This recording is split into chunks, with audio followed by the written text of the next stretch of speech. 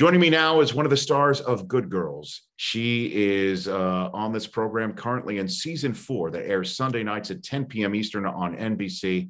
She is Christina Hendricks. How are you, Christina Hendricks? I'm well. How are you? I'm doing better for talking to you. I just told you before I hit record on the Zoom, I am a fan, so I don't care who knows it. I want to share that. Honestly, and I'm sure you hear this quite a bit, that your work in Mad Men was spectacular. And I'm assuming you hear that quite a bit, despite the success of Good Girls on NBC. I imagine that's what you get quite a bit, right? It's nice. I mean, people are still watching the show. I think people rewatched Mad Men during the pandemic. I think it was a big one for people to go back to. Right. And so, it's funny. I can't show you, I don't have it right here, but my logo of my show is me running in a suit and tie. And I've had John Hamm on the show, and he thought it was a very Don Draper sort of silhouetted look, like falling out of a building. So I do appreciate, the finer things of what your show was all about. When did you first get a script for that? When did you first have that fall into your world, Christina Hendricks?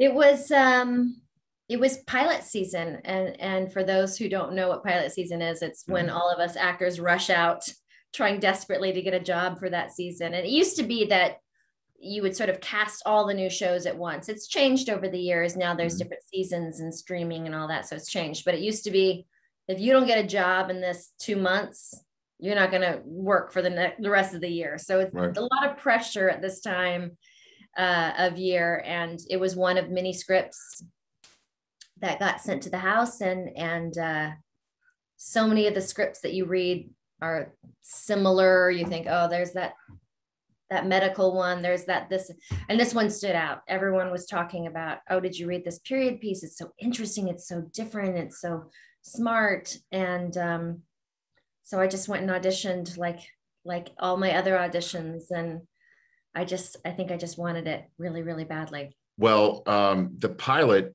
I remember, blew me away, where, again, it's not really much of a spoiler alert because it's been out for quite some time and people should see it anyway. But, where you see the character of Don Draper sort of live the life of a single man in New York City and the life of an advertising executive of that time. And then he goes home to his wife, and that was the end of the first episode. And I sat there, I'm like, okay, this show is quite different. And I'm wondering if you had a similar reaction, and whether your character at the time, you knew the direction that your character was going to go, or allow you as an actress to go in with your character at the time. I didn't know much at the time. And Matt will be the first to say that the Joan character was supposed to just be a recurring character that would show up every once in a while and sort of help describe exposition in the show and just help sort of move the story along. And he liked what I did, and he liked the Joan and Peggy character together. And he started to see something with the dynamic of those two characters that led it to be a much more important role in the show, thankfully. And at the time, I think Joan was in maybe 3 scenes in the pilot. That's it. So it was me just trying to piece together who this person was. Like, okay, she seems kind of bossy. She seems kind of in control. She's clearly had sex with a couple men in the office. Yes. Just like trying to sort of get any little bit of information I could and turn that into something. And I do remember Matt Weiner, the creator of the show, he said early on, you're going to get lots of stuff with Roger Sterling. Oh, I was like, yes, because that's the one guy I know on the show, and he's really good. Because none of us knew each other, So you knew John Slattery going in? I didn't know him as a person, but I was a fan of him.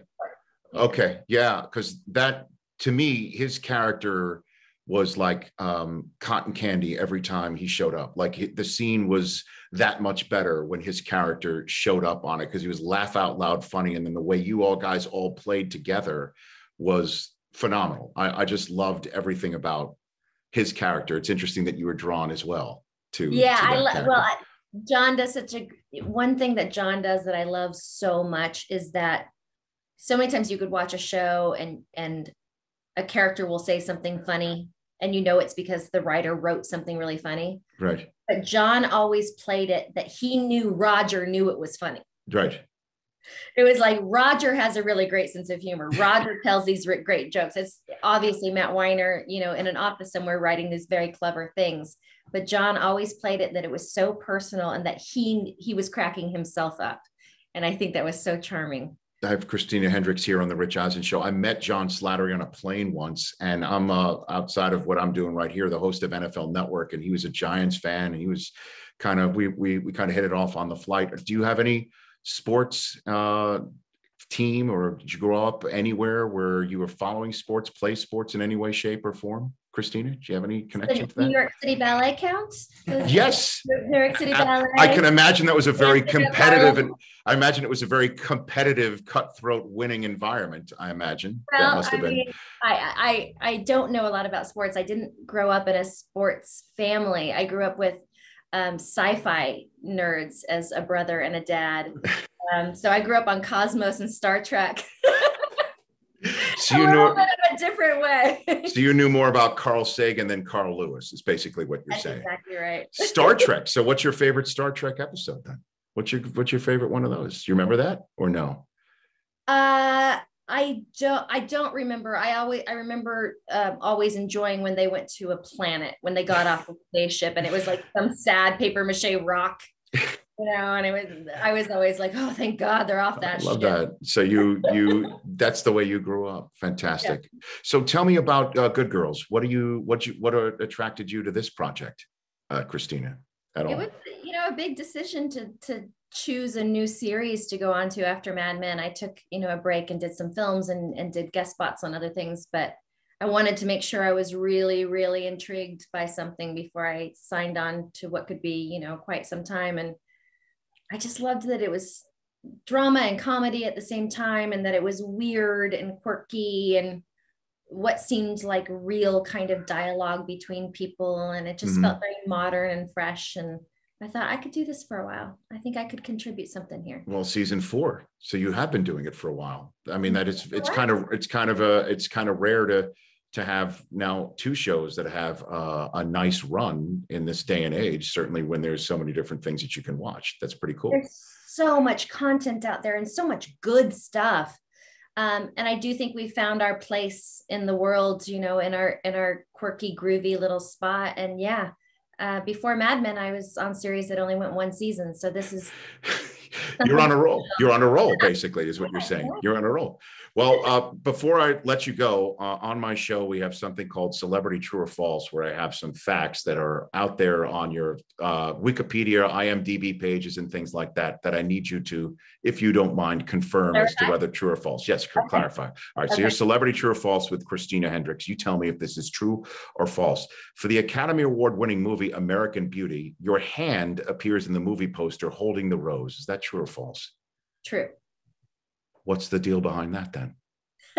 I used to be a model, and one of the gigs I got was to go and shoot a movie poster. Had no idea what the film was. And there were 2 models, myself and one other. And we did different versions of her hand and her stomach, and my stomach and her hand, and my hand and both. And my hand made it in and her stomach made it in. So that was it? Your hand was, were you a hand model as well, other than just what? I mean, what gives on that? I did a few gigs where I did some hand modeling. I was a ballet dancer, so I guess I know how to move my hands in an elegant fashion. Right.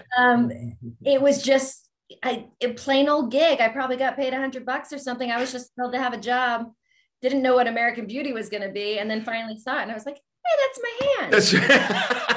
So you're just, you see in trains and on the sides of buses and bus stops. I thought very little about it for a very long time. And then at one point I said something to my brother and he goes, oh yeah, my sister's hand was American Beauty. And everyone was like, wait, what? You just never dropped that. I was like, it was just one of my gigs I got. There you go. Very good. You have to own that. And I'm glad that's actually true, because that's wild. Next one, you have 5 soundtrack credits on IMDb, including the 65th annual Tony Awards when you perform Side by Side. Is that a true credit for you as well? That is a true credit. Yes. Okay. So, I mean, that must be like one of your favorite credits, I must imagine, is that you get to perform something like that as opposed to other things. And that includes hand modeling for Academy Award movie posters, but right?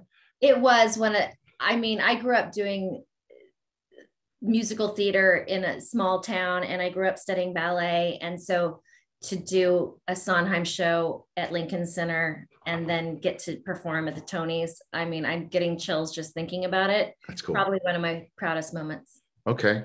Is it true that on the set of Mad Men, the cast did drink alcohol, but the cigarettes were not real? Is that true? No, there was caramel colored water or vodka water. Okay. I'm sure I can confirm that we shared beers at the end of the day sometimes. Okay. So there was never any sort of real actual on screen throwing one back. That never actually happened. No, we have to memorize lines and act and do all sorts of things. And the cigarettes by California law have to be an herbal cigarette. So they are also not, but they are still disgusting. And we had to smoke 5 billion of them. Yeah, Ham said it tasted like a mixture of smoking pot and soap, is what he said. That seems like a high praise. Okay. It was that bad. It was literally that bad. Smoking this. Well, here, you also got to remember, sometimes on a Monday morning, we would be on set at 6 a.m. Right. You would rehearse, and then there would be a sea of secretaries and advertising guys, and they'd be like, all right, rolling. And everyone would take out their fake cigarette and light it. And it just at 6 a.m. with the smell filling the air and everyone's mouth filled with that. Yeah. Very unpleasant. And last one for you. The scripts for Mad Men were followed verbatim. No improvisation, and any changes had to be discussed with Matthew Weiner first. Is that true? That is true. Never once, huh? You had to hit it. It certainly didn't come at him. I remember one day, I think Matt was directing the episode, and there was just a scene where John Slattery walked through the room, had to do a bit of a walk and talk and walk towards me. And I was in the background having a conversation with another employee. And Matt said, just say like some office business stuff. I think we tried 2 different lines, and he was like, no, don't do that.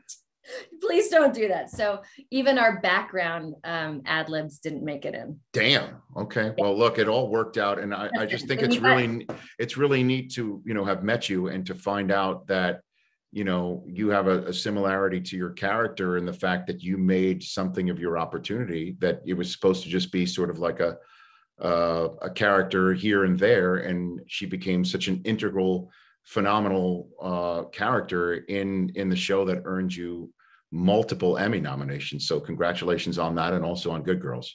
Thank you so much. It was really nice to meet you. Right back at you. Anytime you want to come and promote anything, we'll talk Star Trek or whatever you want, Cosmos or I'll do a little sports research. How about that? Okay, there you go. Well, you can have sports true or false, and I'll tell you what's true or not. That sounds good. Christina Hendricks right here on the Rich Eisen Show. Check out new episodes of Good Girls Sunday nights at 10 p.m. Eastern on NBC.